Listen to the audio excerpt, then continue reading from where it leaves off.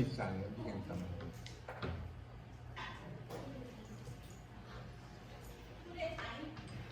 Bulikan. Yeah, come to the front, to the mic. Yeah, please. No, that's all right then. That's the least that we can do is give him honor, yeah? Yep. Awesome.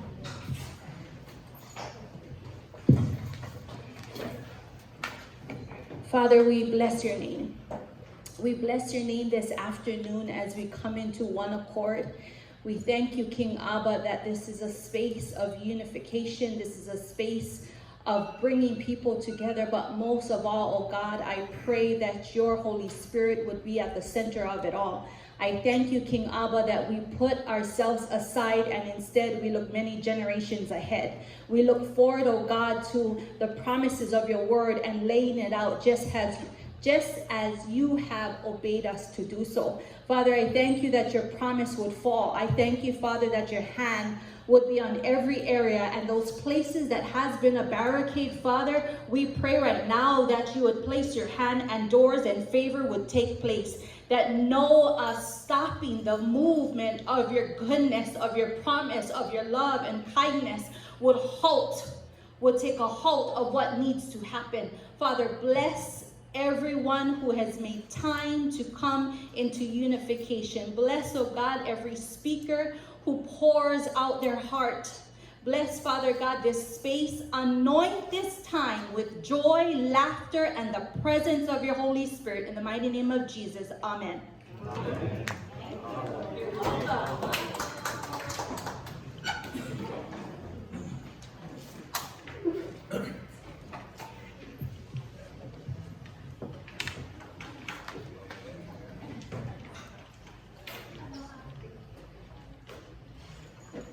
Hello, everyone.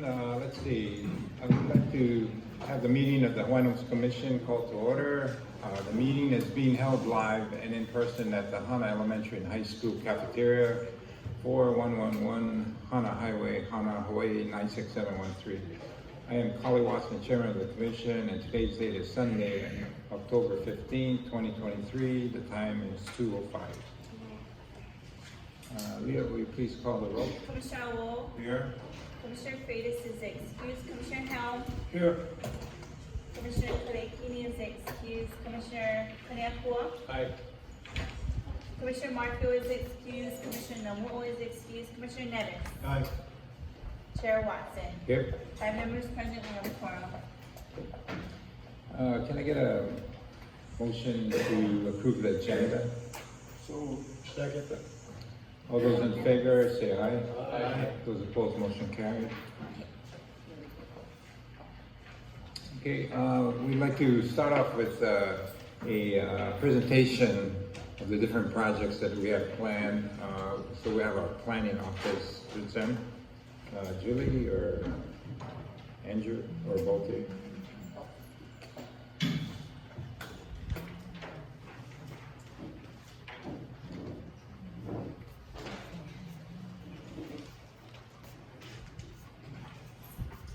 Hello, Commissioners. Andy Choi, Planning Office Program Manager. Item G1 for information only is an update on our department's East Maui homesteading process. With me today, I have Julie Cochola, who is the Maui Islands Planner and has been the project manager for this initiative. Thank you. It really gives me great pleasure to present this update to you. This community has been waiting for us to come in to plan these lands and open them up for homesteading. So today's report will be on our East Maui homestead planning update. And there's a lot of people in this room. Mahalo for coming, you guys, who have participated in our planning sessions. Thank you for hanging with us. Yeah.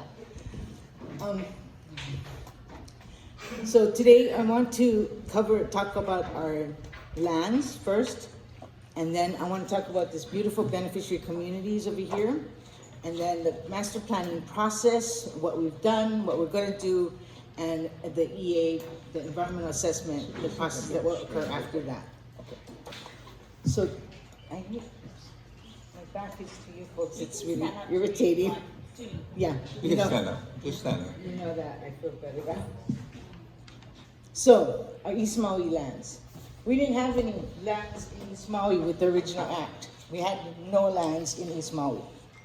Our lands in East Maui comes in 1995 as part of the settlement to settle controversies because the state and territory had been selling and using our Hawaiian homelands without due compensation. And so when they looked at the total amount of acreage that the act said we get 203,500 acres. At that time in 1995, we only had 186,000. And so to make the trust whole, they had to give us basically 16,815 acres. And so in that process, in us looking at 16,000 acres that had to be given back from the state lands to Hawaiian Homelands Trust, that's how our East Maui lands came into being. So I want to just give you the overview of the lands first. So our lands in Keʻanae, do we have a pointer by any chance? You see the white line, okay, is the road. So above the road, we have our big parcel, 150 acre parcel. It goes up about 1.5 miles, and the width is about 300 to 1,000 feet wide. It's kind of on a top plateau. It does flood out. There's water that passes through there. And if you see, there's on both sides, there's water, there's streams that come through, and there's even a waterfall. But that's farther down below. So the community has expressed concern about what happens there is going to get into the water, so they're very cognizant about that. In addition, we have 2 small parcels in the peninsula, right when it turns at that curve. So we have 3 parcels total, the big one and the 2 small ones in the front end, right along the shoreline. That's the Keʻanae lands. Wailuanui, we have 91 acres, 16 parcels. The big parcel here is right along the shoreline, right? And that's 60 acre piece right there. Other than that, it's all these smaller lots that's already lotted up in the community. Go ahead.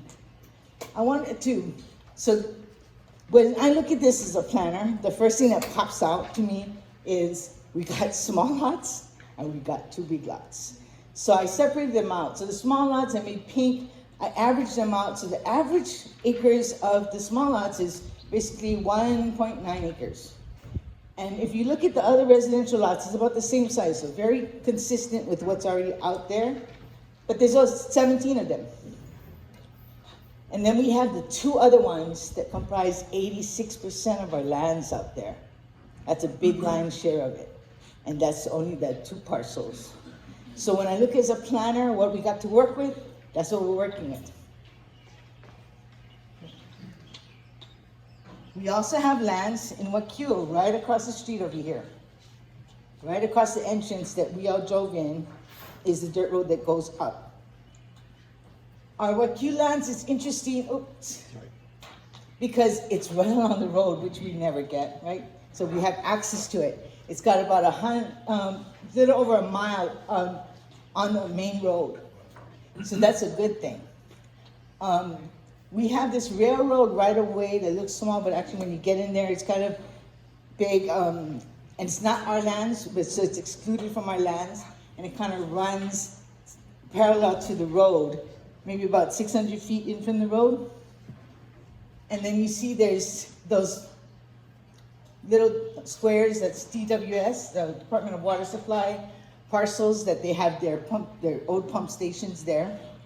As far as access to this land, we have that dirt road that is right across the entrance over here, that first star. And that goes up to the DWS parcels, and they also have another water pump that they built. And so the road goes up to that.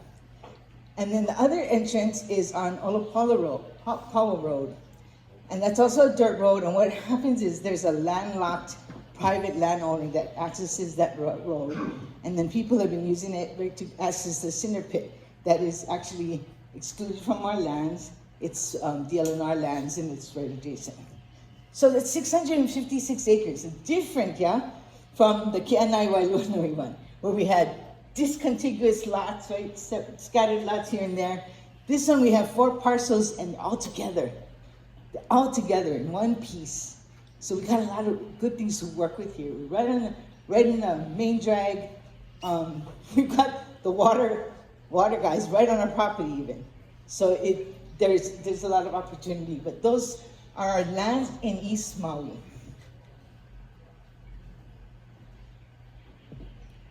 So I talk about these communities because you guys, to me, as Hawaiian looking at East Maui, you guys have kept the culture intact. And it's really, you guys are a culture kipuka, you know.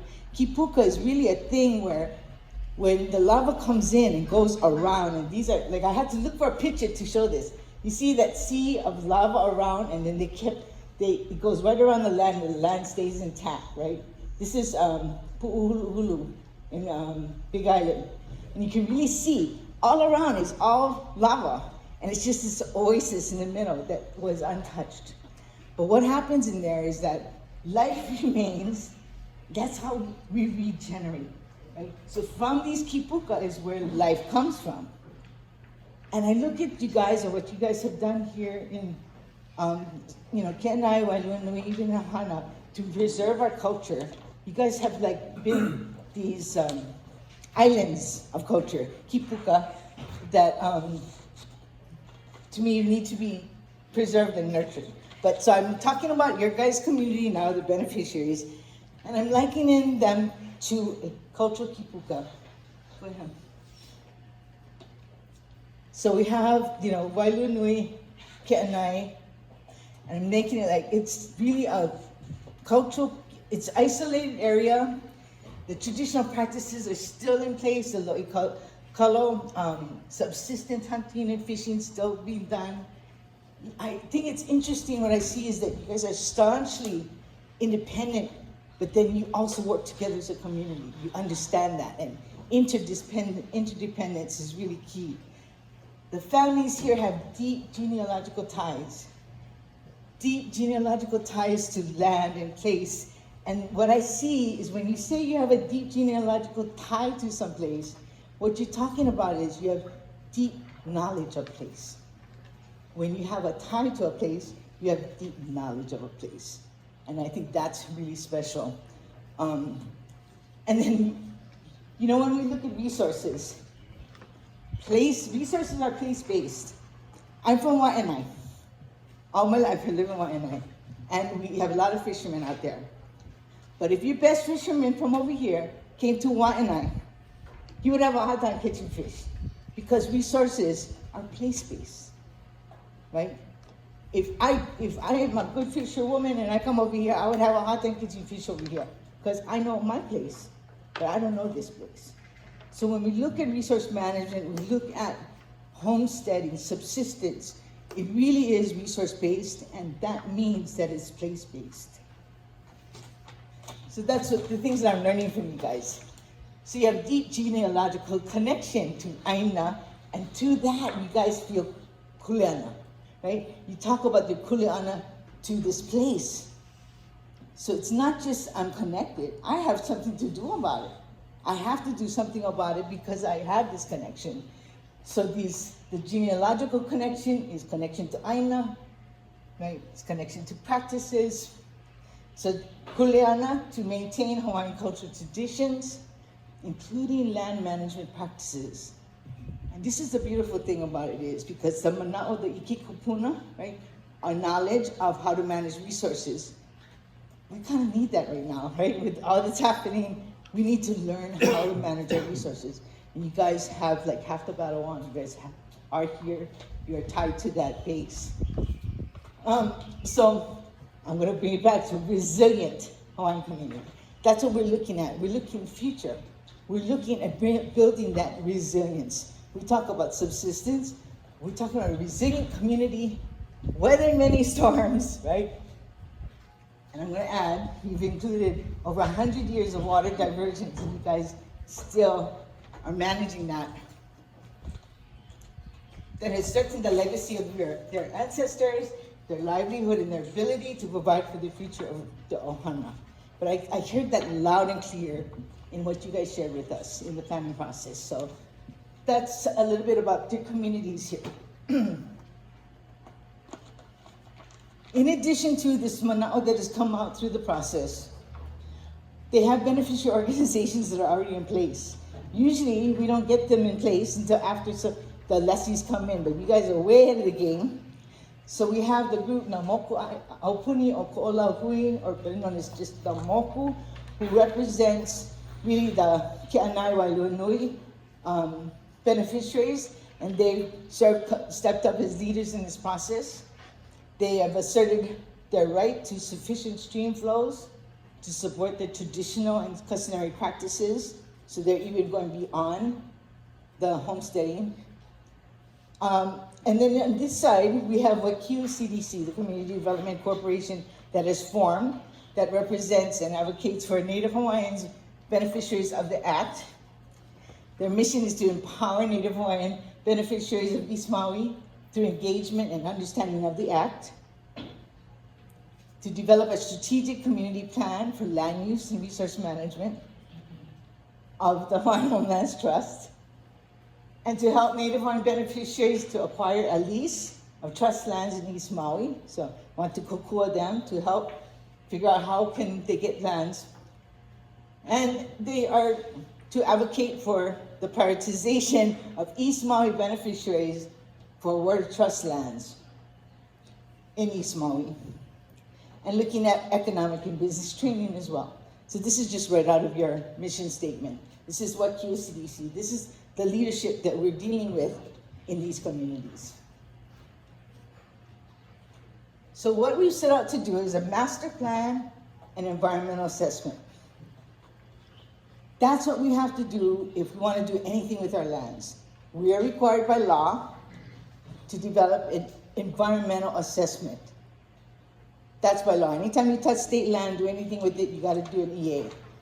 But you cannot do an EA unless you have a project or what you're proposing. So that's why we got to do the master plan, what we're going to propose to do, and then we do the assessment that's required to do. So we hired G70 consultants to help us through this process, to work with beneficiaries, to make sure we maximize that opportunity so that we can develop a master plan, and then we can do the assessment, the environmental assessment. So that's what we have set out to do. And by the way, commission is the final approval on the master plan and EA. I wanted to note some things because I've been doing this for over 30 years in Hawaiian communities, and there are certain innovations here that deserve mention. So after the initial meeting, usually when we do beneficiary involvement in the planning process, we handle all of it the same. But after talking to the leaders, it was clear to us that Wailuanui Keʻanae, very different from Makiu. Different issues, different resources, different people. You know, we talked about it. It's like double trouble, right? Everything we do, we have to do 2 times. But we all agreed that this is the best way to handle this community out here.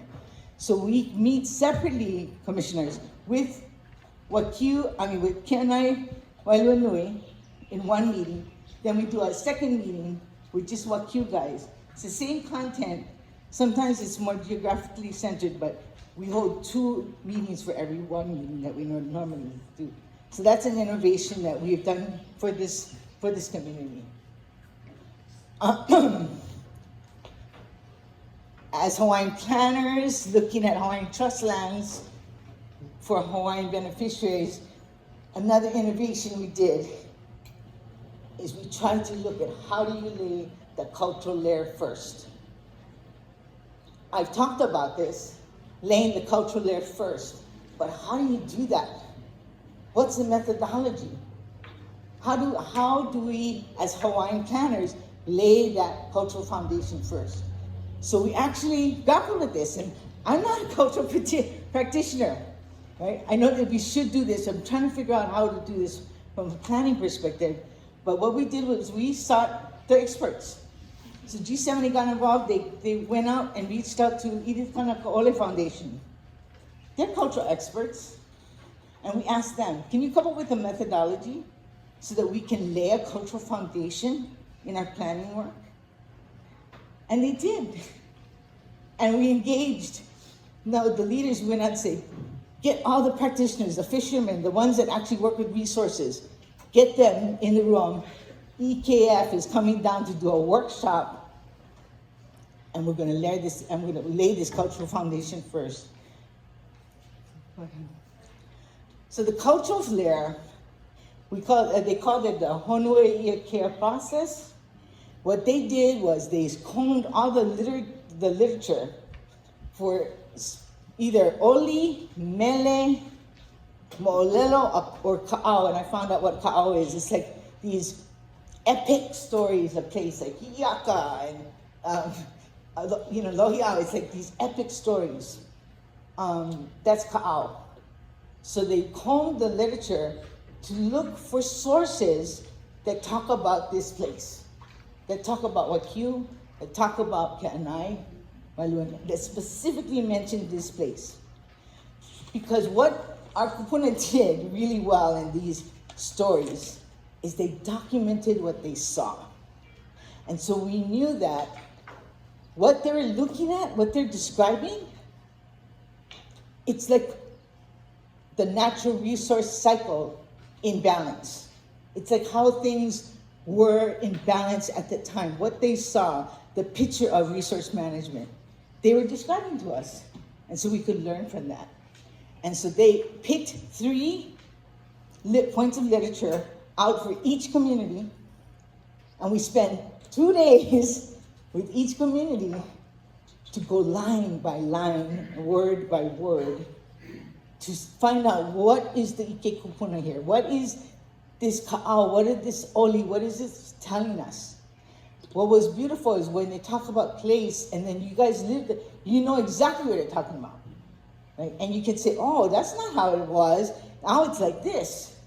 But that's how it was supposed to be? We didn't know that, right? So there was a lot of learning because you're taking this information that is thousands of years old and you're translating that into what you see today and what you know of these resources and giving you clues in terms of what you can do, what the thing needs to do with balance.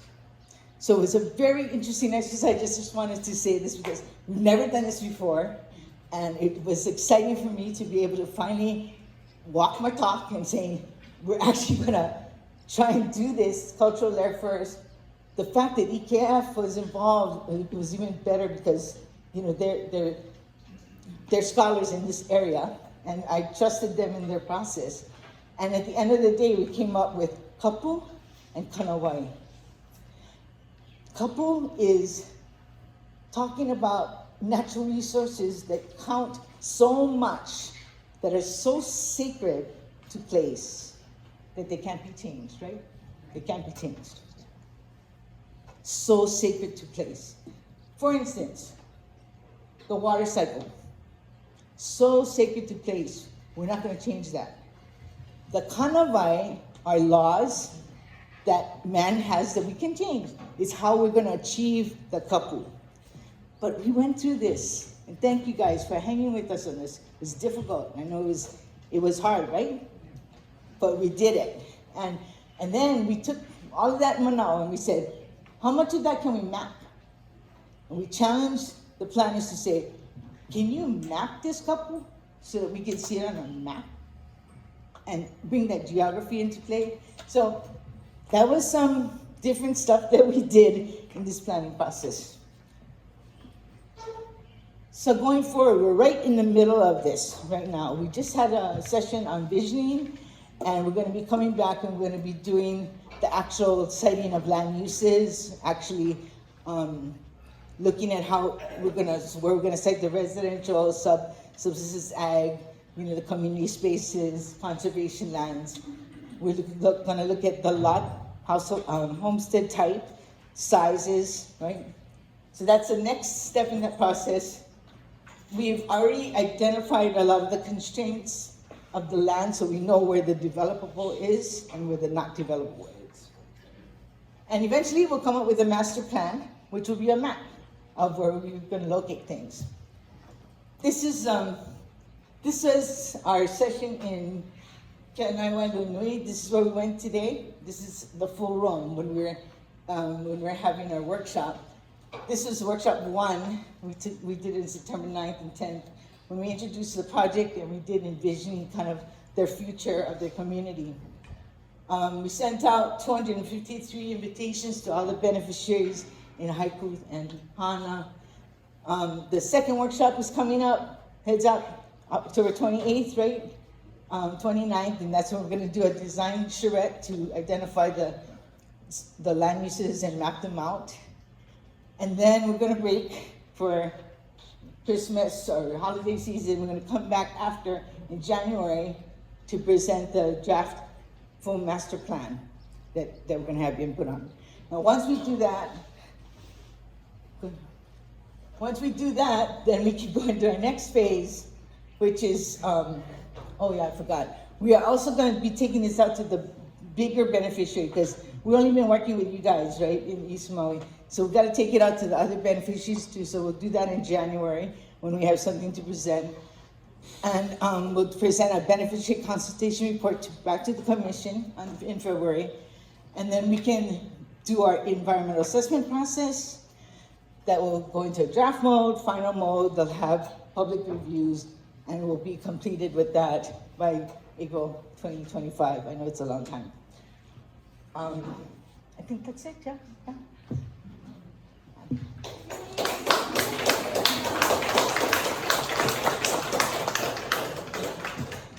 Thank you, Julie. A lot of passion there, gang. Okay, let's get some passion from the community. We're going to have a bunch of people testifying, so we want to hear from all of you.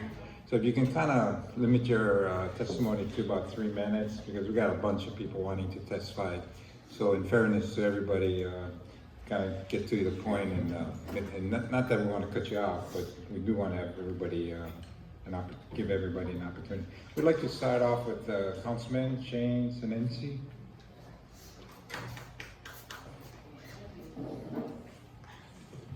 And I'd also like to thank you for your gifts. Appreciate it. Mahalo, and mahalo for coming. That was from our community. Aloha Winala and Vilina Mai Kako. Wa Shane Senensi ko noa no Hana mai au. Ka mo'opuna vau o Mata Kailiano Tolentino Kawahine. A Blas Senensi ke kani. No Kukui Ula Kipu Ulu mai oia. Ka mo'opuna vau o Josephine ke aupua o Kalani Akiu Kawahine. William Raback Sr. ke kani no Waianu Keʻanae mai oia.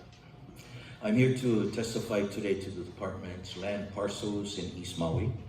We are nearing 3 generations of Kanaka not being housed in their places of birth. A condition that was supposed to be a part of the Statehood Act in 1958. That's 3 generations of not being able to secure a home, 3 generations lost in building home equity, and 3 generations of no established generational wealth. And because of this, many of us have 3 generations living in one household. This has left our people in a perpetual state of institutional poverty. Yet, despite the state's failures, the families of East Maui have endured. Our kupuna have instilled in us a strong sense of pilina to this place. They've established generational knowledge on how to not just live here, but thrive here. They've passed down to us a system of traditions that protect our natural resources for future generations.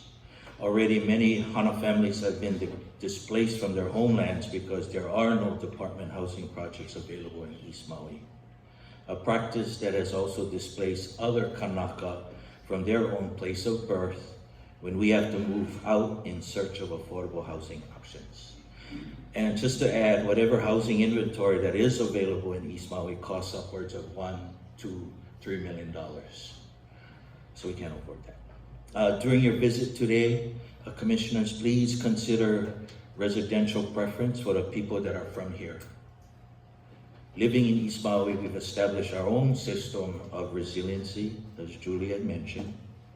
The state's social programs barely reach our rural communities, and we are forced to rely on one another instead. So when you think about opening up Maui Kina to other beneficiaries, we're looking at our community fabric that we've established, and that might be in jeopardy of outside influences. So again, mahalo for coming today. Appreciate it. Thank you.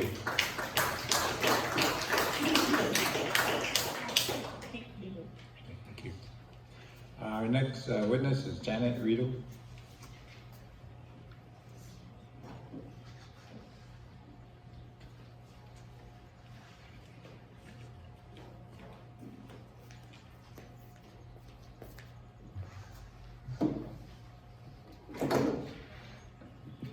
Aloha, Commissioners. I'm very happy and I'm honored to be here. I think this is the first time you folks ever came to Hana, as far as I'm concerned. 2 years ago? Oh, okay. Well, I'm from Keʻanae. I used to live here in Hana before. But anyway, my name is Janet Huel Riedel. I am a resident of Keʻanae for the past 65 years. My genealogy goes back to the both sides. I'm a Pahukoa and I'm also a Huel. My dad is Huel, my mom is Pahukoa. And in Keʻanae, they go back for many generations, that two families. Well, I'm here. I have been an applicant of Hawaiian Homes since 1986. I have been awarded a 99-year lease back in 2005 for the Kula undivided lots. To date, it's been 19 years. I have paid my $99 and I still have not received my lot in Kula. So I'm up in age, I'm 77 now, so I had turned my lease over to my granddaughter. And I have many family members. I have a sister who's sitting back there with me. She also has 4 sons, her husband and herself, same predicament as I am. We signed the lease in 2005 and never got awarded our lot. We got the lease, we paid our $99. So it's been 18 years that we've been waiting. And we're up in years right now. My daughter, my sister has lost 2 sons already. So I don't know what's taking so long for Hawaiian Homes to get us on our undivided. Well, I am also a recipient of the Kalima versus State of Hawaii. And I'm gonna be awarded, and it's sometime this month, from what I gather, that we will get our funds. And I'm very, very happy that what I'm going to be getting, because I signed that petition back in 1995, and we won our case against the state of Hawaii. Well, you know, I'm here today requesting this non-homestead lot. It's a lease. I'm asking for 50 years, and it's located in the Keʻanae Peninsula. As I have distributed, you know, my my application and a map, and I understand it's about over 1 acre in the Keʻanae Peninsula. And my family have we have a 501(c)(3) Keʻolahu'el Foundation that is that my daughter Linloy Domingo is in charge. And we plan to open up this place, should it be awarded to us, not only for ourselves, but it's for the community. And as I have written in the application, all what we plan to do.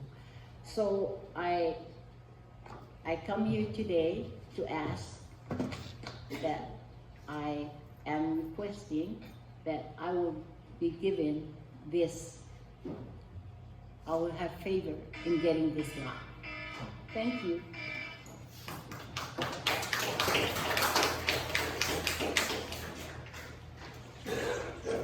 Thank you. Let's see, the next testifier, Noi Lecker.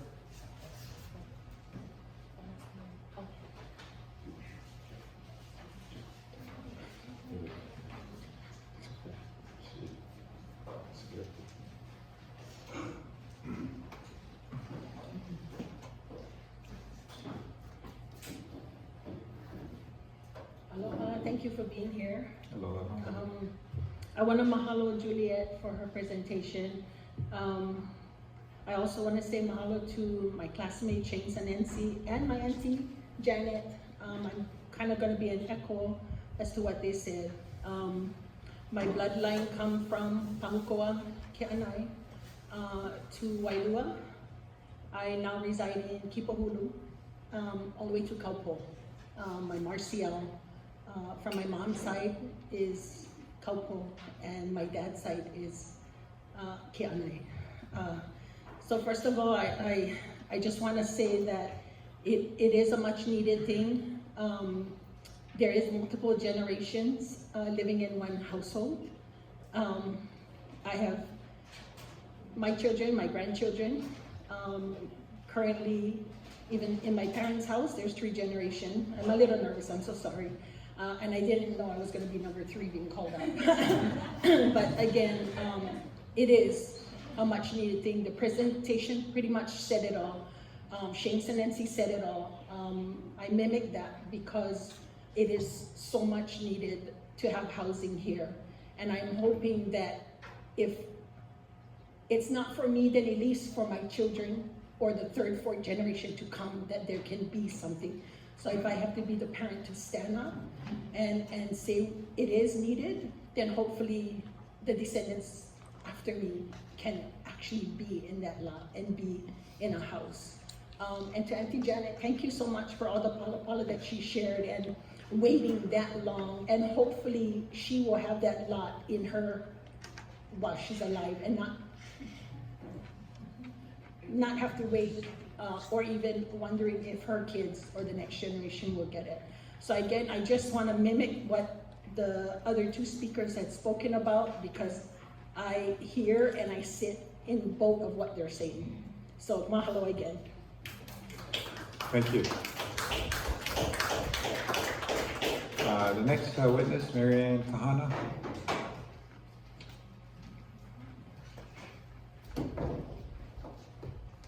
Mahalo, commissioners, for visiting Hana. I appreciate you making the time for us. And Kali Watson, I'll stay focused. My main point of why I'm here is to push for Hana resident preference and lineal descendants. I'm the daughter of George Kanawai Pi'ilanis. Pi'ilanis from Hana here.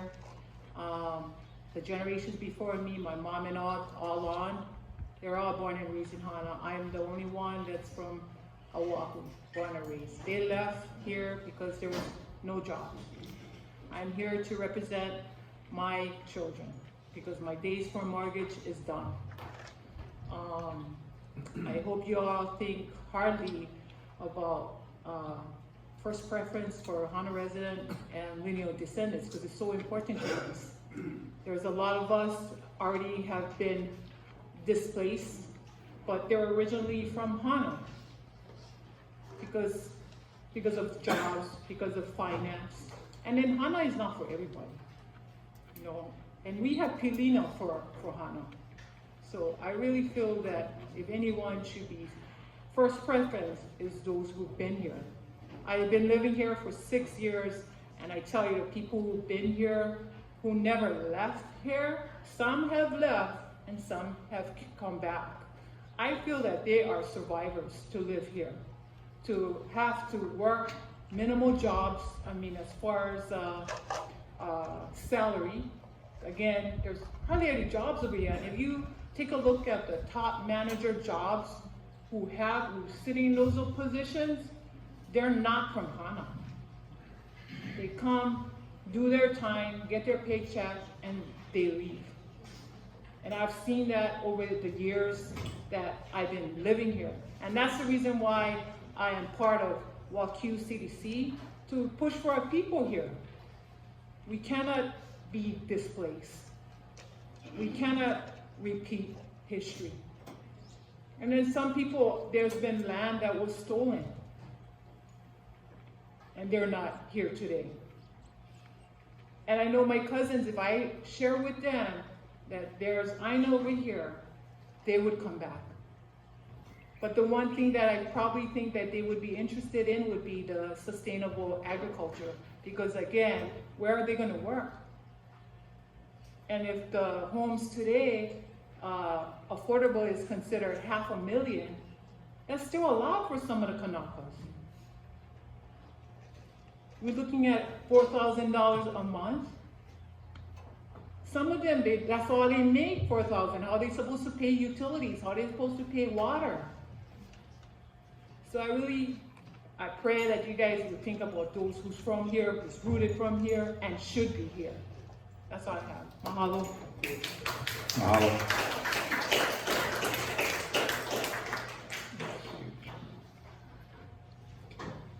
The next witness, Aloha Lani Smith.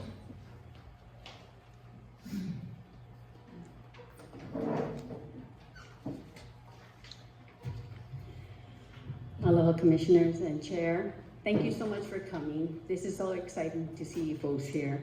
My name is Aloha Lani Smith. My maiden name is Brewster. My ohana here is Aikaus, Heva Heva, Makahilehila. And I want to echo some of those too from the previous testifiers, but I'm the founder and the interim secretary for WAQ Community Development Corporation, and now going on 4 years come February 2024. And I've seen great movements and changes happening since WAQ CDC was created, but I want to also thank you, our board members of past, present, and future, for all their hard work to this point. And mahalo for the opportunity to help us provide insight for you folks for our East Maui. So today I'm speaking though as a waitlister. Our president will speak later. But first I would like to mahalo DHHL Planning Department, Julie and Andrew, along with the G70 team that came out. That was so exciting. They had their due diligence to help us begin the process of conducting meetings with WAQ and Keʻanae community. And they have been very instrumental in their meetings to give us encouragement and understanding in dealing with our sensitive issues here in East Maui. Michelle, too, I want to thank her for her help, as I know she had left G70. But we've never seen such activity here since, just recently. And we want to thank DHHL for that as well, our commissioners. The recent master planning workshop, the first of the 3, all the beneficiaries that was invited from the zip code of 96713 gave us the impact that the community needed to know that we were ever closer to homes. Since 1995, this is the first time the HHL is doing the master plan and an environmental assessment, and therefore the first time any of the East Maui lands will be up for lease awards. Exciting.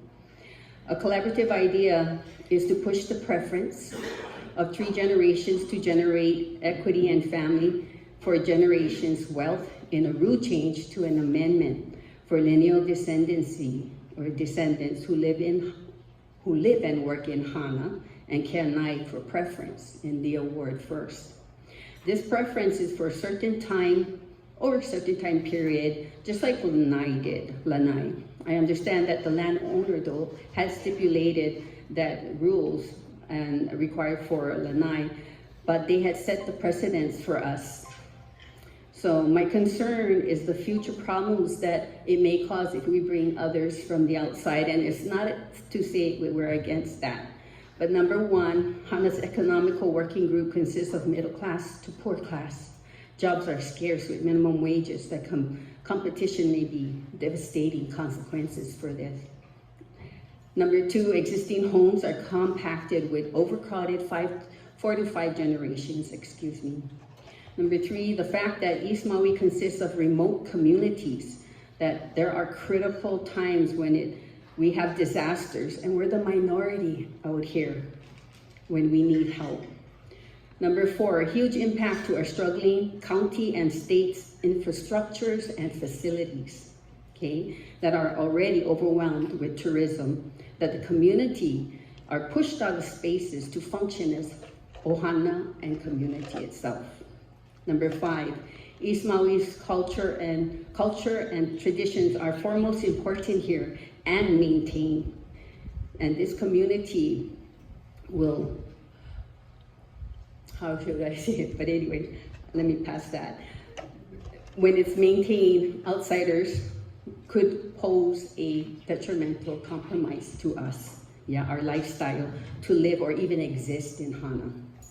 Number 6, property sales, raising market values.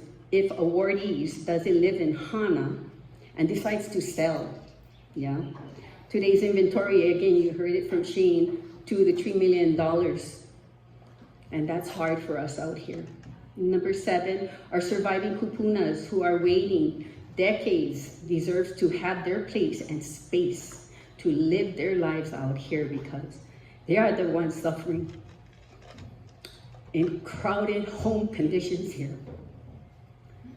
So we lost 115 kupunas already here in the East Maui. And they lost the privilege to pass on their legacy. So please help us now in this near future because I want to pass on the legacy too. Thank you for your time. Thank you very much. Thank you very much. Thank you. The next testifier is Sam Kalalau.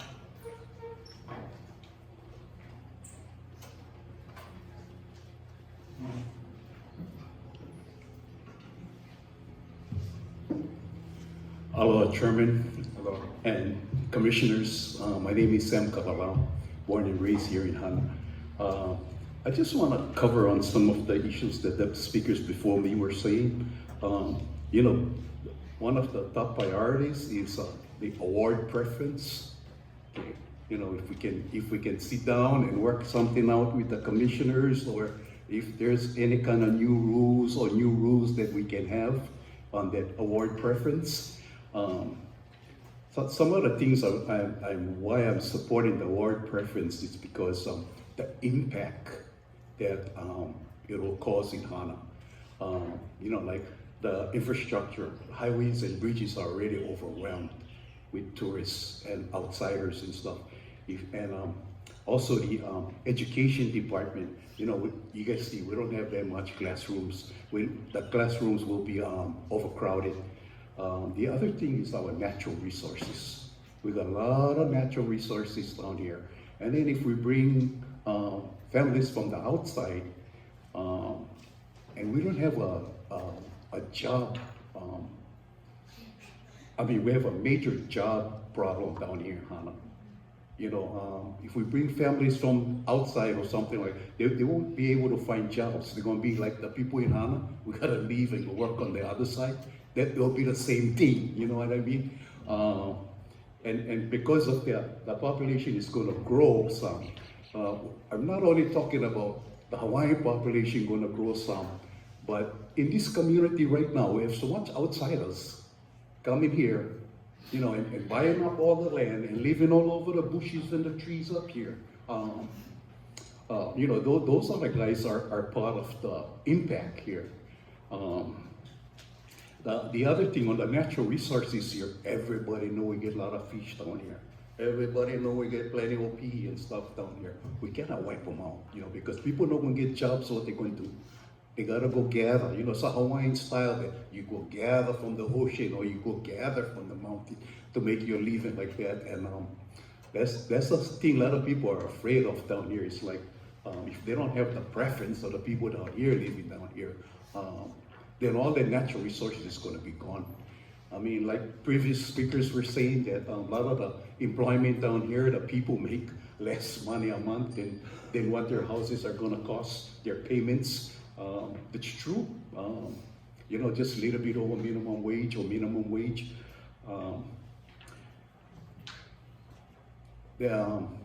You know, that's part of my concern is, that is why I know you might have some of speakers coming up here and talking about award preference. It's because it's that kind of concern. People are afraid that if we do not let the people here get the first preference, which they already have jobs here, you know what I mean? They're just living in the overcrowded houses down here. So if they're the ones that moves into these houses first, we won't change the impact because it's the same people. You know, we're just moving on from this house to those houses. This is the kind of concern that a lot of these people in this community have. But anyway, I'm kind of excited that we have the commissioners down here and our chairman, Kale Watson, down here too in Hana. It's the first time, it's history. Thank you guys very much for coming and listening to the people. Thank you very much. The next testifier, Loretta O'Hara.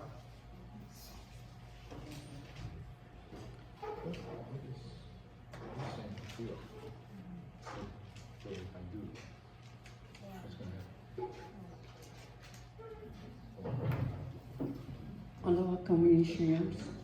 I'm Loretta O'Hara. I'm born and raised here in Hana, and I'm the YQ board member. Our president, vice president, and our secretary just spoke. So whatever they had to make it short, they said everything that we want Hana to stay as Hana, as a 96713, and YQ is one nice community that will be for the families. I'm on that board because of Hana, the community. They need homes, and those who live in Hana, they are the one that live here all their life, and they're not going to move out. And if anybody come in and they're not from Hana, but they want to come and get watered before Hana with the 96713, I would think that Hana should be the most priority to step up on that. So I need you guys to really listen to what we have to say, and that's all I got to say. Thank you.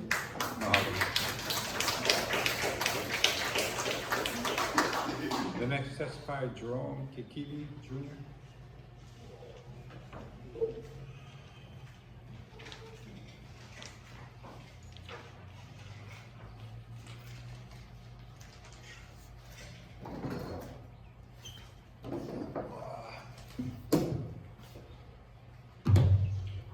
Aloha Chairperson Watson and members of the Hawaiian Homelands Commission.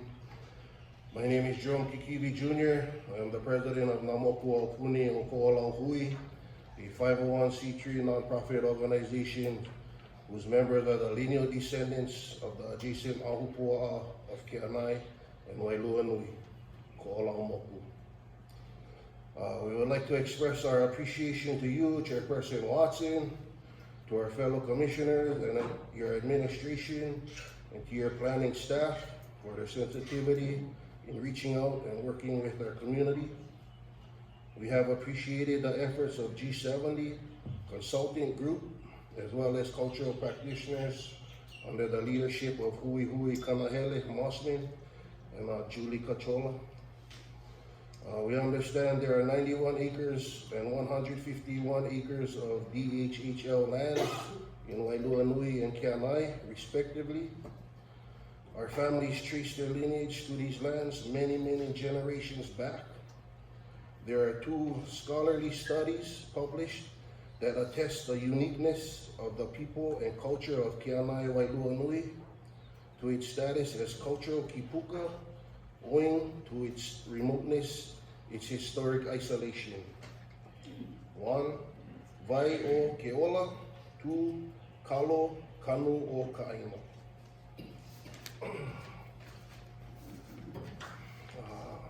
When Keʻanae Wailuanui lands were transferred from the DLNR to DHHL, we had already existed as a settled community for many, many generations prior, long before the Great Mahele. Moreover, we existed and continue to exist as a community whose members still engage in traditional and customary subsistence practices. I and many others in our community actively farm taro, fish, gather and hunt on our Aina Hana, our birthlands, and the birthlands of our ancestors as a daily way of life. My immediate family members and I meet blood quantum eligibility criteria to receive an award. Some Namoku members are eligible to receive homestead awards, and some are not. Nevertheless, we stand in solidarity with one another and are 100% committed to supporting all efforts to make productive use of those lands by eligible beneficiaries. Namoku presented formal testimony to this commission in 2003 under Micah Kane as part of DHHL's planning process. We presented again on November 19, 2017 when Chair Joby Masagatani and the commission met at Keʻanae Protestant Church. On January 26, 2020, under Chair William Ayla, we submitted results of community surveys to this commission as part of our formal testimony. Throughout those years up to the present, at all of those meetings, our testimony has been consistent in expressing concern that the unique traditional character of our community might be irreparably damaged by settling those who do not live and therefore do not truly understand and will be unable to perpetuate our traditional lifestyle. We continue to express concern to that the extent legally possible, priority be given to individuals who have demonstrated their commitment and perpetuating that lifestyle by having actually and actively engaged in taro farming, fishing, gathering, and hunting. Since a good number of parcels in our community are lo'i, or taro patches, it stands to reason that our community would want priority consideration to those who can trace their ancestry to these areas and who actually actively engage in these practices. There are individuals in our community who are eligible and meet this criteria. To sum it up, please consider applying and pre-qualification criteria of lineal descendancy for the limited number of residential and lo'i parcels in Keʻanae Wailuanui. We also favor community pasturage use for the large tracts of undeveloped lands. Thank you for this opportunity to testify.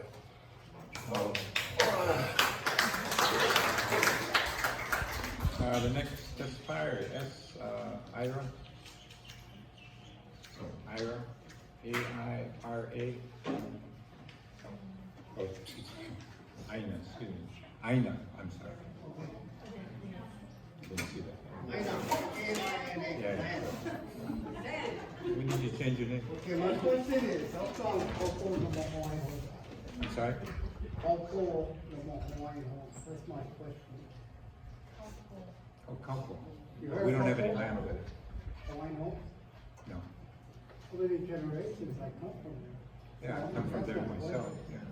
And my other explanation is, keep Hana Hana. Sure. Thank you. Thank you. The next person, Sam Okoye. Okoye. Senior or junior?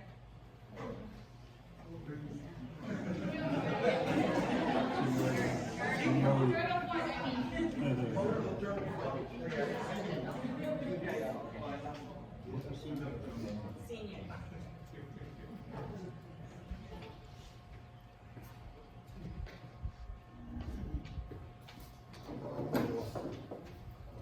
I'm Samako, and the reason I'm up here is because I work for Maui Beneficiaries. I was a manager for this place. So I worked on the Hawaiian homestead. And my main concern was about, I always knew that this property was for the Hawaiians. But what I cannot get, I don't know if you guys know about this, but they're leasing Hawaiian homes to people, farmers, you know. And then I was thinking, how can they lease Hawaiian homes when they don't own the Hawaiian home? The state was doing this now. I don't know if you guys know about this, you know, because I do a lot of meetings with the state and the government, you know. But I keep on going to the meetings and I keep on asking them, you know, they ask me, what do you think? I said, you know, this is Hawaiian homestead. Why don't you guys give the Hawaiians 1 acre? They clean this place.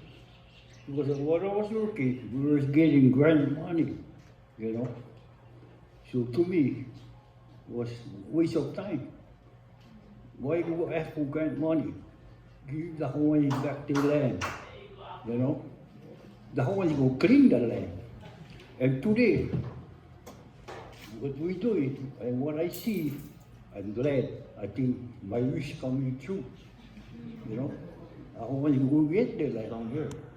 Should be having our own school up here, you know, for Punana Leo. And then the regular public schools, you know, open up. You know, we have to drive out, our kupunas have to drive out to do what, hospice, to do all that kind of stuff. We should have one right here. Hawaiian Homes has the opportunity. We have the Hana, we have all of that. You know, my big thing, you know, is I agree with Auntie Janet, you know, and my grandmother get Hana over there in Lower Keʻanae. And I want to work with you folks to get that lease back. I mean, it's not 99 years. That was 999 years. My grandma's brother still has that lease, you know, Lower Keʻanae. Now it's Darryl Tawala live inside that house. You know, it's 999 years, and the lease is still on. So how can we, you know, how can we collaborate together to get these leases back to the rightful leasee? Because it's still valid. But anyway, I thank you guys all so much for coming. You know, we keep them, you know, strategic. We keep them clear. You know, thank you so much for our G70. You know, that has, you know, you guys have all the pala there. You know, that's where we're going to start. We're going to start there, and we're going to move forward. And there's no stopping us. You know, the only thing going to stop us is we don't look each other in the eye, and we don't feel each other. So I just humbly ask you folks to work closely with us leaders and you folks to make this happen. Thank you so much. Thank you very much. Are there any other people that haven't testified that would like to testify? I have a right to. Can I? Yeah. Keep me up, yeah. Wow, aloha. Welcome to Hana, Maui. I'm Lucinda Estrella. I live right across the high school. You know, thank you guys. I was here, I think it was 2020 down at Hana Bay. And all I gotta say is what Prince Kuhio said. He said, we work together. And you make sure that my people is taken care of. And that's what he said. And that's all. And Hana, we are all here. You know, I represent my mom who's not here. I'm from the Kalalau family. But, you know, God and you folks, we all gotta work together, because if we cannot, then, you know, it ain't going nowhere. It's gonna stay. But we need each other to do the work. And he said to work together, not together. That's what Prince Kuhio said. Thank you. Thank you.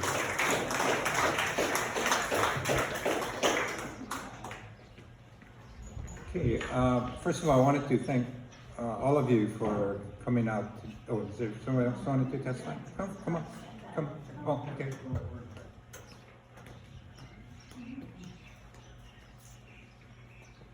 Actually, I came to observe because I wasn't sure what a commissioner table was like or meet county boxing. I was just to be an observer and listen. But after listening to all the brothers and sisters here, I feel encouraged to come up and give my 3 minutes. My name is Nalani Ka'awamo. I'm a descendant of Keʻanae. I'm the sister of Janet Rido. We're from the Pahukoa Hu'eo descendants, born and raised in Keʻanae. We were one of the fortunate children that I believe my father had a vision that he wanted to give us a better education, so we were sent off to Kamehameha School, Kapalama Heights, as boarders from 7th grade. And I'm forever thankful for that. I've married into the Ka'awamo family, also from Keʻanae. My husband is Francis. Large family. Well, we were, again, I'm sitting there and I'm counting my blessings because the only way that my husband and I are living independently in Keʻanae is because we had parents who saw the future for us, and his parents afforded my husband property. We have almost 2 acres in Wailua, so we're blessed. But I'm here because we're kupunas already. We were afforded Hawaiian homes back in 2005, 18 years ago. I'm looking at all these young ones. I don't want them to face what we're facing. I remember my 4 sons. They were so elated when their numbers were called out. My husband and I, we were just jumping for joy that day, 2005, September. We even took pictures out in the parking lot and with Michael Connie. We're just that elated.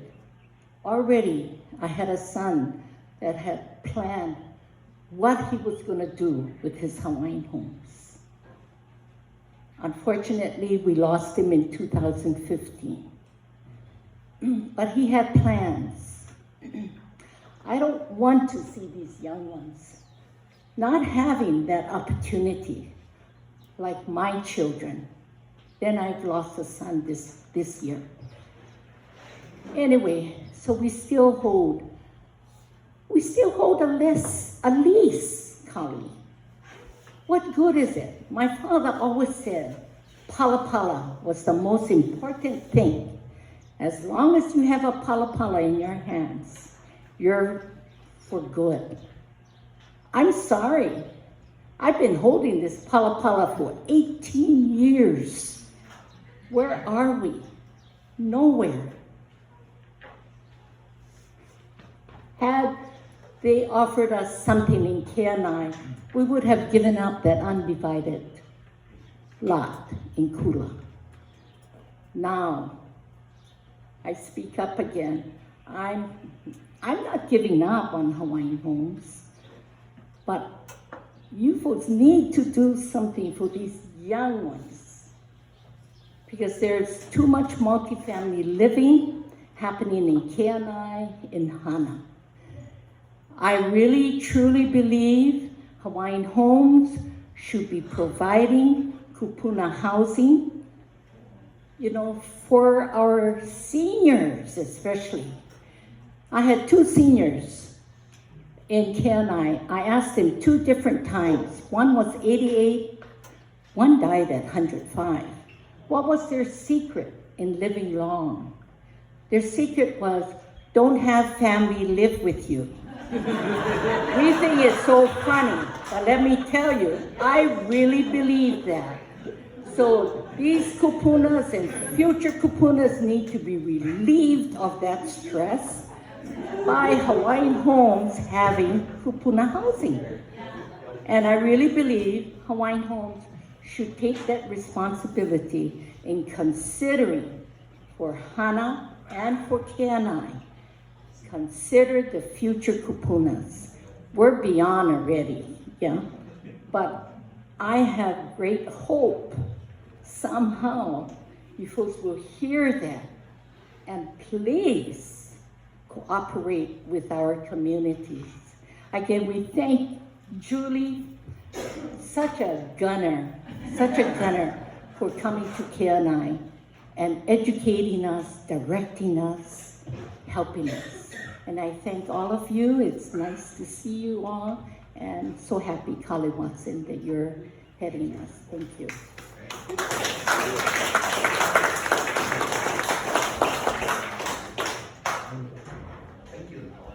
Okay, we got one more testifier.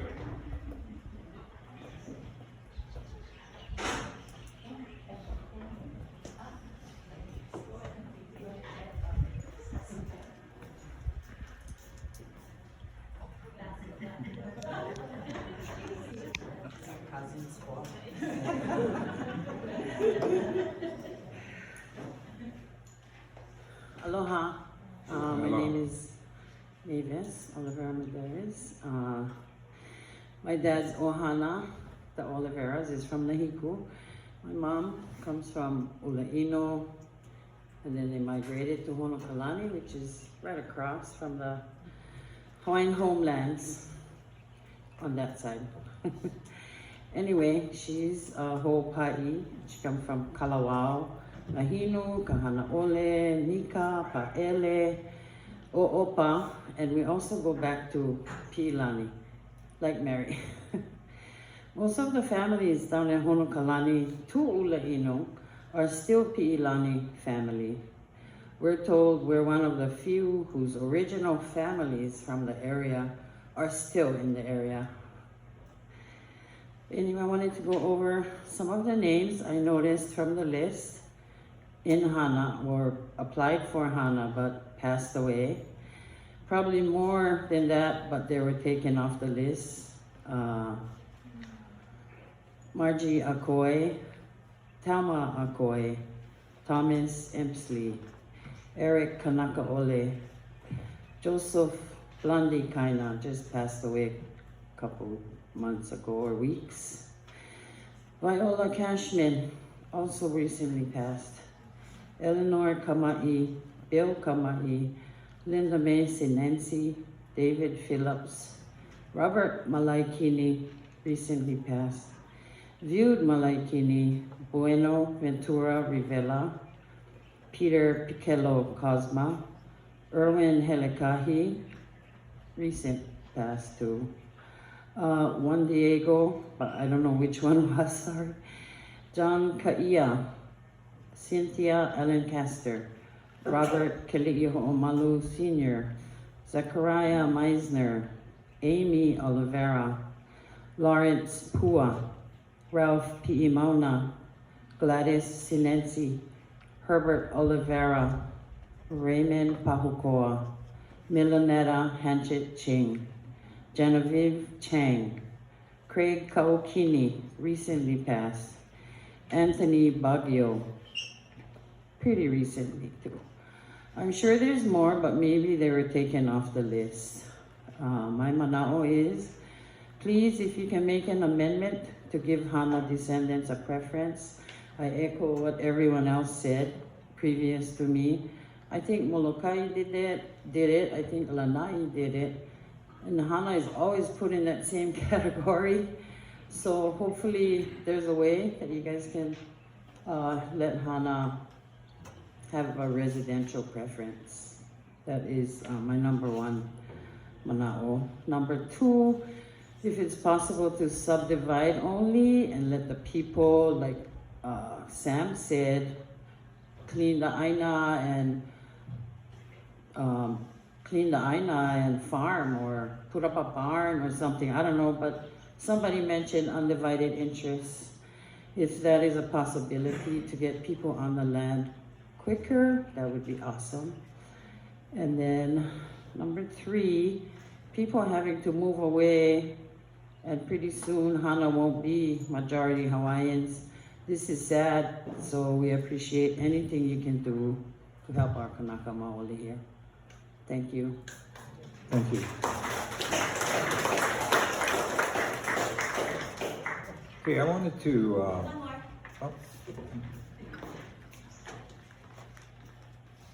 Aloha kako.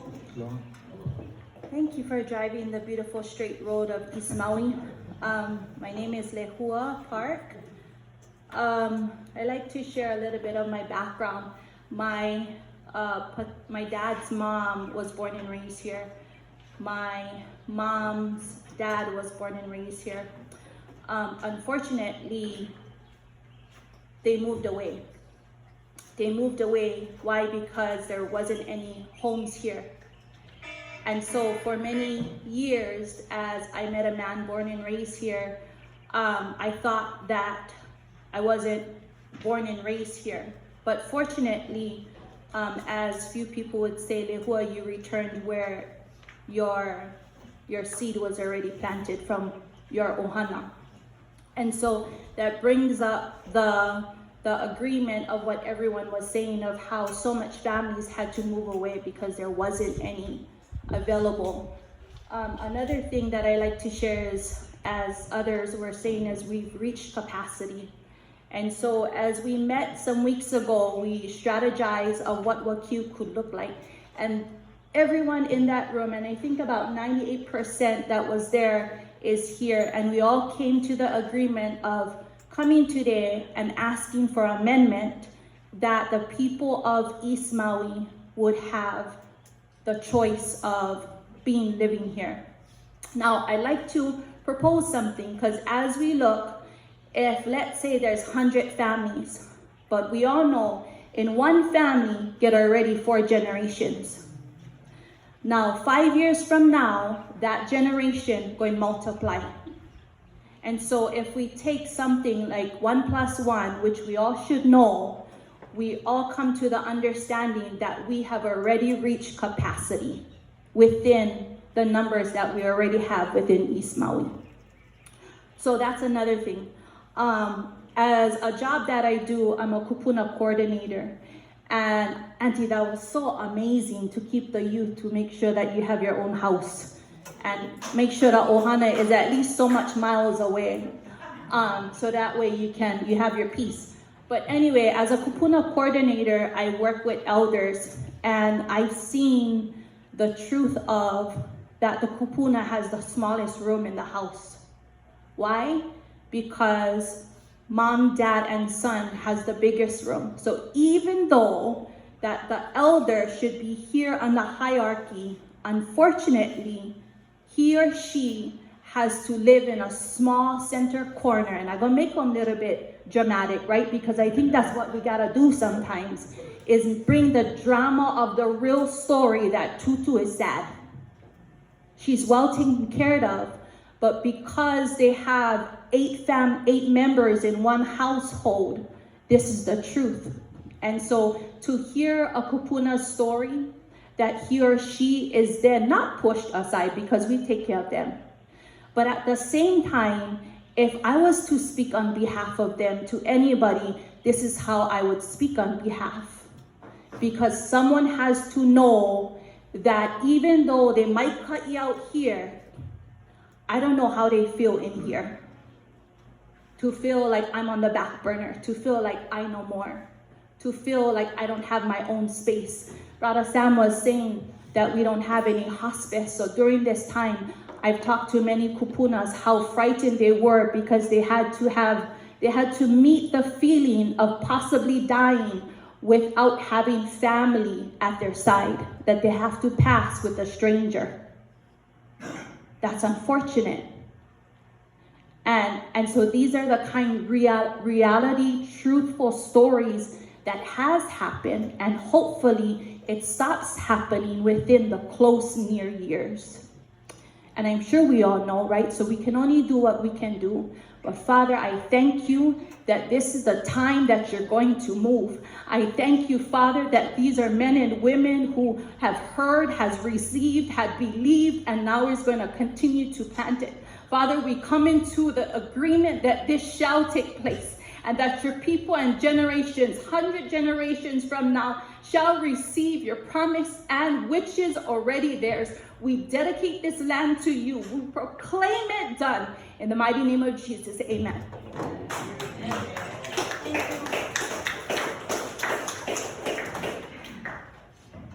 I'd like to, I've heard all of you testify, and there were major issues that we need to address from a program standpoint.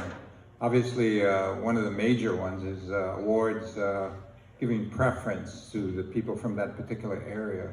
That's something originally when the Hawaiian Commission Act was passed, they did have specific areas, like for Maui, Pakukalo, as well as Kula, where a person could register on the wait list for that specific area. Since that time, they've turned it into island-wide wait lists. We need to kind of revisit that, see if we can, similar to how we did on Lanai, whether we can give preference. But we will be looking at that.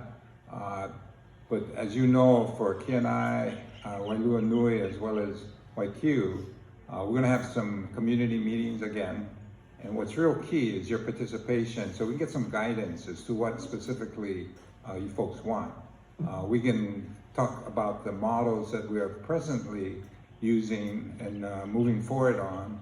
That's kind of new to the program. So what I wanted to do, even though it's not on the agenda, and I was advised that maybe it's inappropriate for me to share this with you, I want to move forward on it because I think some of you might not be attending our other meetings. So because of that, I also wanted to give you kind of an update regarding island-wide, what is happening. So, as you all know, this Hawaiian Homes Commission Act has been very, very challenged since it was first created. Prince Kuhio was very instrumental way back over 100 years ago in creating it. One of the big problems is that the lands we received were isolated, very hard to develop, with little infrastructure, and as a result, only maybe 100 per year were developed. Since that time, the legislature, fortunately in 2023, provided $600 million with a specific mandate that we use that to reduce our waiting list. Presently, we have about 29,000 people. Just here on Maui, we have about 4,000 residential waitlisters, with a total of 9,400 when you include the pastoral and ag waitlisters. So we have a fairly large waitlist population. So as a result of that, what we've done is, actually our Hawaiian Homes Commission came up with a strategic plan that was required under Act 279 that created this. And they listed 20 projects, which they identified and kind of itemized it, as well as budgeted for the movement or development of these different projects. For Maui, we have seven different projects that we're going to be moving forward. So if Hana, while it might be your preference, there are other projects that are going to be developed in the very, very near future using primarily the $600 million. As you can see, all the way from Honokowai to Kahikinui, we have projects. The one that we had a groundbreaking on is the Pu'unani Homestead subdivision in Maui. This one, we use a combo of the money that we got from the Act 279, along with the sale of tax credits and some other monies from the legislature, involving 161 units. And what we wanted to do was we wanted to avoid the past practice of bypassing people on the wait list. The people that could afford and qualify for these large mortgages, they're the ones that got a lease. And I don't think that's right. So what we had to do is we had to revise that approach and create different other models rather than just the turnkey, high mortgage cost units. So what we did was we required the developers, not by choice, but mandating that they create other categories the turnkey, as well as some turnkey units that we'll subsidize with money from the 600 million.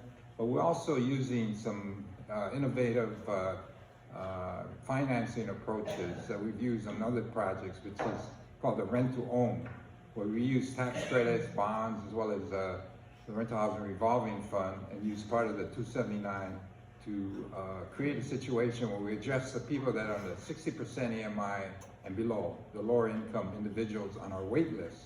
And those individuals that receive a house without qualifying, it's based on their income rather than their ability to pay. And by doing that, they get a house, they move in immediately, and they just are not restricted, but get the benefit of paying low rent for that particular house. And under the existing situation, they rent for 15 years and it's converted into a home ownership. They issued a 99-year lease and they pay whatever the balance is. One project we did in Kapolei ended up after 15 years converted. The outstanding mortgage was about $90,000 for a house that was worth $400,000 or $500,000 today.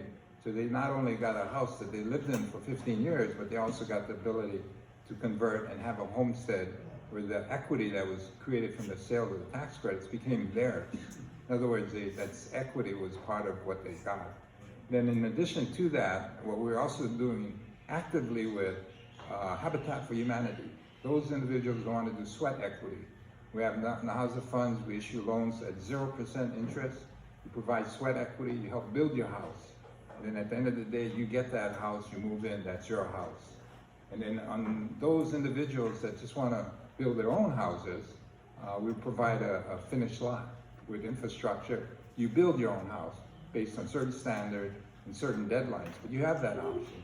So by doing these different approaches, is hope that nobody on our wait list will be bypassed in the future. So we're using this on all our large projects whereby that's the goal. Nobody gets bypassed.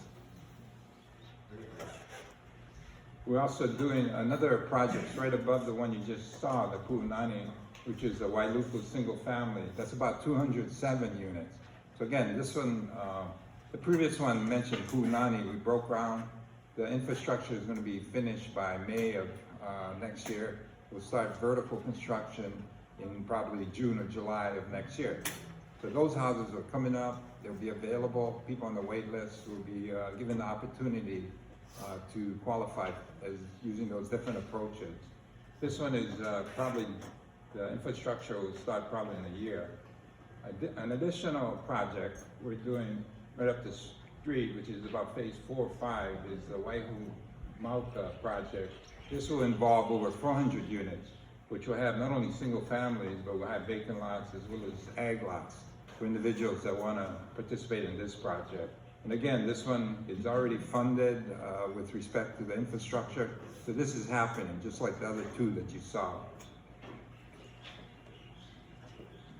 Now, Leali'i, we recently were told that we do have water for this project. So this one, again, is second phase. This is going to involve about 181 units. Again, single family, and again, people on the wait list. So we're looking forward to not only building this, but this is a project that we're able to get some legislative money that is helping pay for it, including using some of the trust funds as well as Act 279. This one, we hope to start at least getting the approval and regarding our environmental assessment. Once that's completed, making sure that all the archaeological, whatever environmental issues are addressed, then we move forward. This one up the street, going towards Kaanapali, is the Honokawai project. The light green units involve about 50 subsistence ag lots. These are 1-2 acre lots where in a subsistence ag lot, unlike what we did on Molokai where we issued a 40 acre ag lot, we're making them size so they really reflect the reality of what a homesteader needs. A lot that they can grow food for their family and neighbors, as well as a large enough lot with the subsistence. They can also put a house on there to house all their Hana, not just themselves. And by doing it this way, we don't, we recognize that commercial ag development is not really addressing most of the people on our agricultural wait list. So we've used this, and recently we did 16 lots in Paneava, half-acre subsistence, awarded out, and this new approach, I think, it really fits the people on a waiting list. I think this particular approach would go really well here in Hana and some of these other areas where you do a subsistence. And you talk about, you know, you have fish, you have hunting, other things. If you combine that with some crops that you grow on site as well as raise some animals, that seems like it would be a nice approach. Probably we can go up to 3 acres on that type of award. And the fact that we have 656 acres right here in Waikiu seems to make sense. So this is something we'd probably look at doing here. But again, we want your input, we want your guidance as to whether this approach works. This one in Keʻanae, Waihuli. Again, we've already finished phase 1. We're going to do phase 2A and 2B. We got quite a bit of funding from the legislature, close to 40 million for the infrastructure. So we're moving forward on these. And these, again, involve residential lots. And so we're moving forward on this. And again, you know, we got a lot of projects going on and that are moving forward. And so, you know, the people that have been waiting for a long time, you know, I apologize, but hopefully the program is changing around. Those of you that have the Kalima Award, I would suggest you consider using that money to offset your mortgage. So you have a smaller mortgage rather than spending what I used to do litigation and in settlements. We got invariably in a couple of years it's all gone on the awards. So if you can use your money in a more, I guess, effective approach, especially for your successors or your children, why not? So we're working with Hawaii Community Lending that's willing to assist in that counseling as to the use of your Kalima settlement. So please feel free to contact to find out what the approach involves. The other, one of the other things that we were fortunate in the Act 279 was to acquire new lands. So we are looking at some new lands, not only on this island, but elsewhere. One of the parcels we're looking at, clearly subject to commission approval, is in the Maui Lani area, next to the golf course. Gentry not recently, but purchased some land, has graded it. And we're looking to maybe 300 new units that we could do on lands that are pretty close, ready to go. So again, this would add to, which would result, when you total it up, over close to 1,500 new residential lots for people on the wait list here in Maui. This is another one we're looking at. It's next to Kamehameha Schools. It's already entitled. We're looking at possibly partnering up with OHA. There's a hotel that can be built on this site, but that's something we're kind of exploring possible partnerships with other trusts, as well as lead trusts, as well as OHA. So this is one project we're looking at. This one is more the Kahiki Nui. This is, you know, where individuals, they just want the lot, and you know, they'll do their things. We just provide the basic backbone infrastructure, in this case a road. We're going to proceed with that, and we're going to proceed with making awards. This has been a very difficult development, and response has been very, very minimal regarding participants. But this is what some of our homesteaders on our wait list want, so this is what we're doing. Similarly, you know, if that's an approach you want to use, these are coming up. If you're on the wait list, it's something to consider. Then on Molokai, most subsistence ag lots, we have the Ho'oleua as well as the Naiva agricultural development. We're putting in the infrastructure for awards in the near future. And this is a situation where I talked about where you had 40 acres. We're splitting it up, making it into more usable sizes and rewarding them. By making them smaller and more condensed, we can get more people off our ag wait list. This is the Naiva ag subdivision that we're moving forward on, again, ag lots. And this is the Lanai project. We're gonna move forward on that. The orange are existing lessees, is about 16 vacant lots, so we're gonna try and help. We brought on a Native Hawaiian contractor to work with those individuals that have awards to see if we can help move forward on constructing a home. We also have in the yellow, the new lots, and then to the left is the county lots that have also proposed to be developed. So we were gonna explore the possibility of working in partnership with the county, combining all of the units so that it becomes more attractive for a developer to come in and develop those lots and hopefully result in a lower per unit cost for the houses based on the economy of scale. So that we'd also share in some of the infrastructure with the county. The other thing, some of you mentioned the kupuna housing. That's something that we're very, very active in moving forward on. We're working with Lunalilo Trust. We've identified maybe 10 sites that we want to partner, have them do the managing as well as lead the development, and then working with some of our Nahasa funds, which is separate from the 600 million. We've received about, or in the process of receiving about 66 million in Nahasa money. So if we don't spend that money, we lose it, like we've done historically. Unfortunately, we haven't managed it properly, and so the federal government reduced our distribution to 2 million. Since that time, we've convinced them that we can do developments. We're showing them new projects, and Senator Schatz has graciously and rightfully so started to up that awards.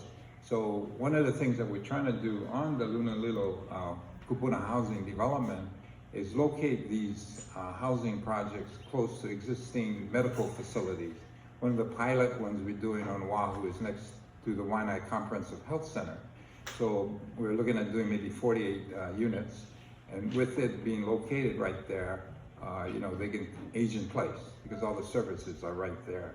And so me as a developer, we would always shy away from that kind of development, especially assisted and managed care development. It's because of the cost of the services. But by locating it next to an existing facility, it makes sense. And then the other thing is I wanted to mention here on Maui, we have about 1,200 existing residential units. And one of the other areas that we're really moving forward, besides moving the vacant lots forward, is getting aggressive in allowing our homesteaders to build what we call these ADUs, accessory dwelling units, which can be a standalone or an extension or a partition of the first floor from the bottom floor or second floor from the bottom floor. And these you're allowed to rent to Native Hawaiians. It's a way of generating some income for the family, as well as providing a rental unit for the homeless. And so we're doing that across the state. So that's an area that we're not only providing funding for, but we're also providing the assistance and counseling, not only on the financing part, but also in the construction part. And so, as well as the permitting part, because that invariably has been cause of the failure of a lot of past developments, is inability to get permits, as well as inability to get construction financing. So all of those issues we're addressing and we're moving forward. So those of you with homesteads, even in the private sector, if you already hold a house in private lands, you might want to consider putting an ADU on your property. But overall, there's you know, a lot of things that are going on in the program that we're moving it forward. You know, it's a different ballgame. You know, we do have a very, very supportive and active commission, and so we're excited about the future. And hopefully, with these different projects, you know, and also I wanted to point out Commitment Schools. We're working with them. You know, that's a $15.1 billion trust. They have 364,000 acres. And so I'm actually meeting with them later today to identify lands that they have. They might be willing to transfer to us in better locations, exciting locations. And so we're gonna be moving forward in a lot of different areas. There's gonna be a lot of new areas that are gonna have new homesteads. I can't tell you all of them, but there are gonna be a lot. And then also with respect to OHA, we're working with them. They're gonna be active in the kupuna housing. They're gonna step up and provide some of the money to move these projects along, combine it with NAHASA, combine it with tax credits and all kind of other funding that I, as a developer, am very familiar with, and we can move these forward. We just completed one in Mo'iliili, 40 million, 105 unit. So we know how to do it. I have brought on staff that know how to do it.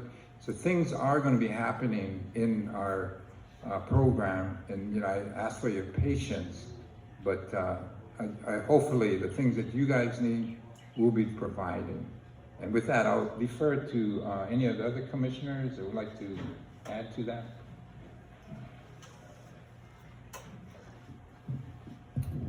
Thank you, Chair. Nothing to add. I do have a couple of questions for Julie. You mentioned, Julie, we are midway with G70. We're in the middle of the process. I'll wait for you to come up. Sorry.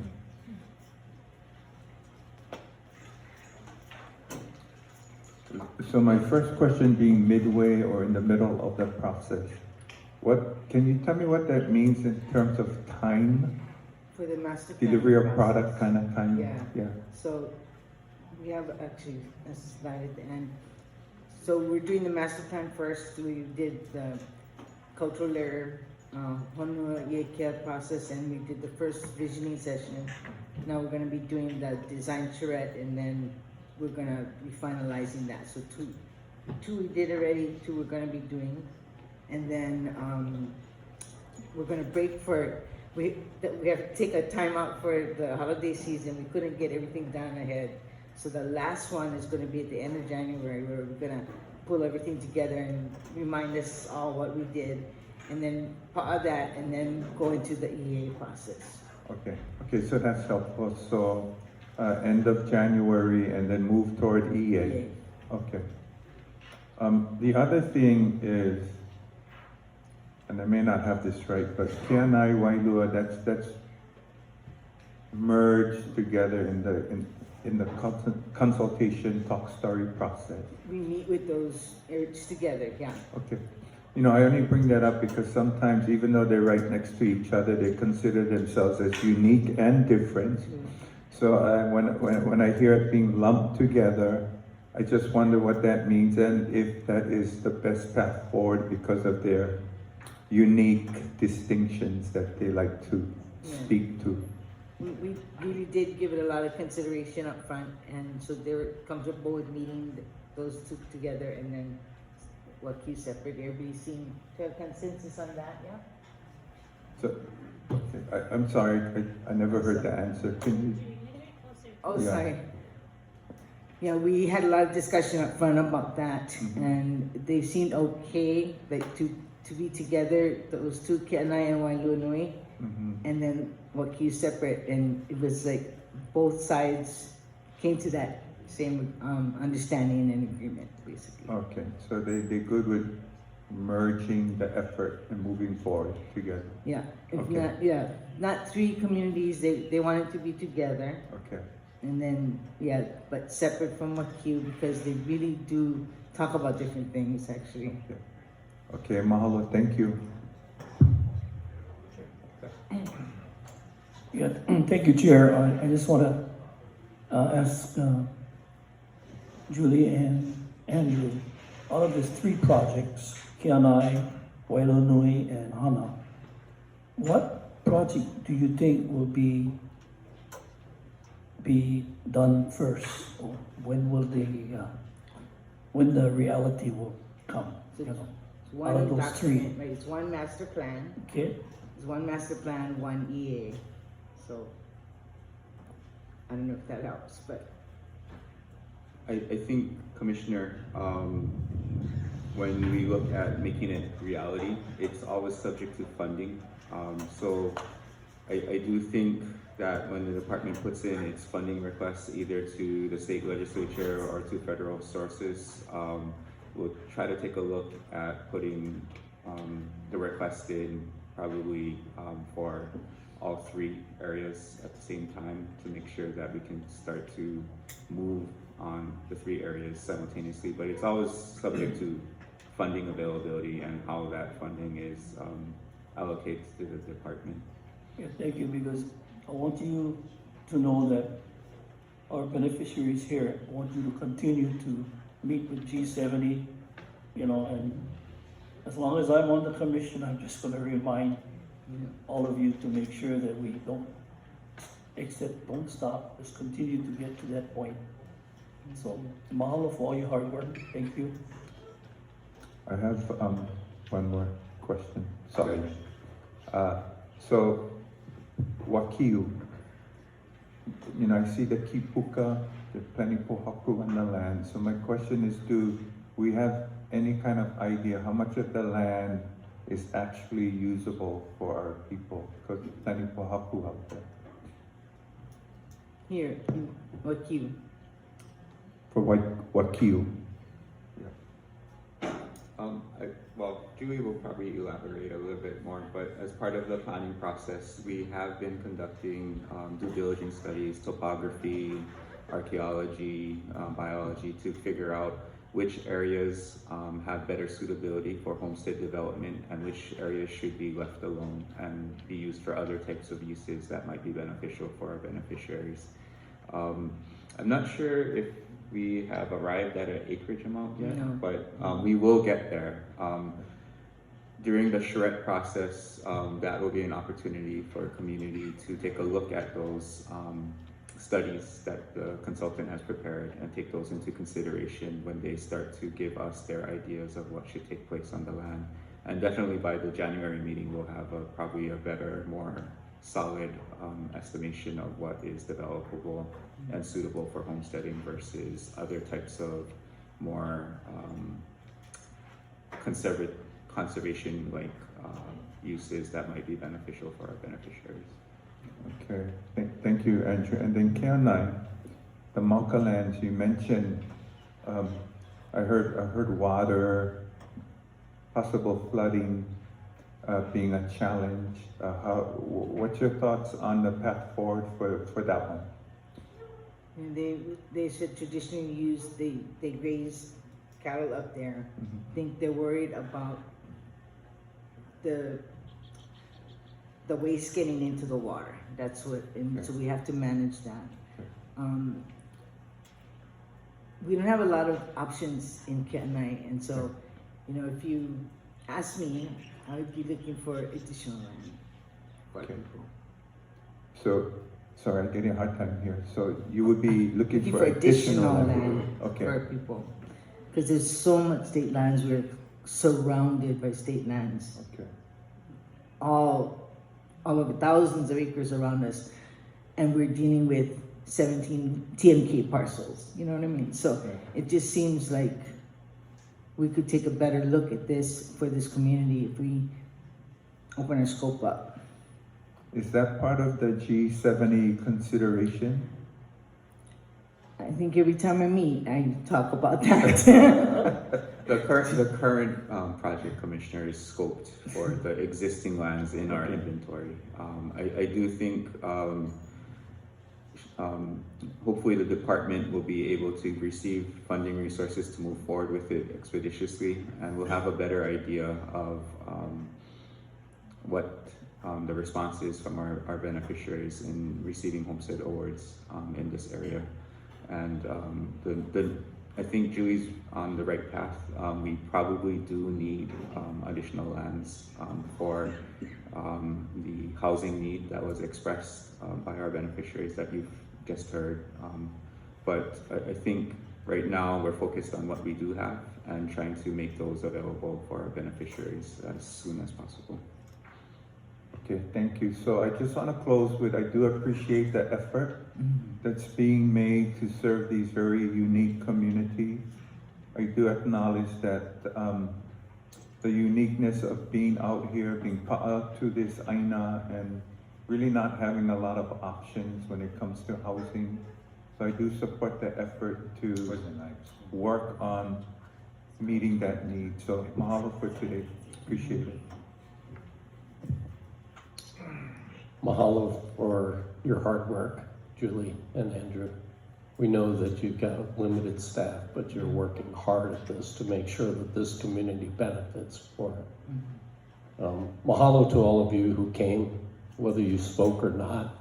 It's tough to get here on a Sunday afternoon, but we know that you stand up for the members of your community. It's very important that we get a chance to hear your hearts. And so, mahalo nui to all of you.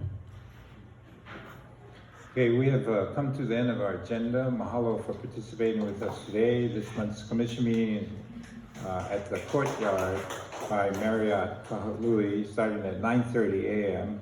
It's on Monday and Tuesday. The Zoom link to the meetings can be found on our website, dhhl.hawaii.gov, and live streamed on our YouTube channel. The community meeting at Hawaiian Elementary School on Monday, October 16th at 6:30 p.m. Sorry, intermediate. Oh, intermediate. Mahalo to Councilman Saninsi for the Makana and the Wakiu Homestead Association. Aloha Lani for Kukua with securing the venue and refreshments. Registrella and Ohana for lunches, getting and returning the keys. Please help yourself to refreshments before you leave. We are adjourned. Thank you.